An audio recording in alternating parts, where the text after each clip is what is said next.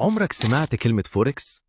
ناس بتقول عليه أكبر سوق في العالم، وناس تانية بتقول مخاطرة. بس هو فعلا إيه؟ في الفيديو ده هنعرف يعني إيه فوركس، وإزاي ممكن تبدأ فيه خطوة بخطوة. الفوركس أو سوق تبادل العملات الأجنبية هو ببساطة المكان اللي الناس بتشتري وتبيع فيه العملات. يعني مثلا لو اشتريت الدولار قدام الجنيه فأنت كده دخلت في صفقة فوركس، والحكاية دي بتحصل عالمياً 24 ساعة في اليوم، 5 أيام في الأسبوع. السوق ده مش صغير، اللي بيتعاملوا فيه بنوك، شركات، حكومات، ومتداولين أفراد زيه زيك. والتداول بيتم من خلال منصات إلكترونية بضغطات بسيطة. إزاي بنكسب أو نخسر؟ الربح بيجي لما تشتري عملة وسعرها يعلى، أو تبيعها وسعرها ينزل.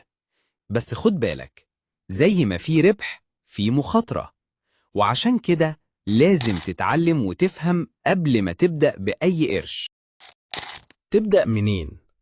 ابدأ تتعلم من مصادر موثوقة، جرب حساب تجريبي الأول، وافهم استراتيجيات التداول.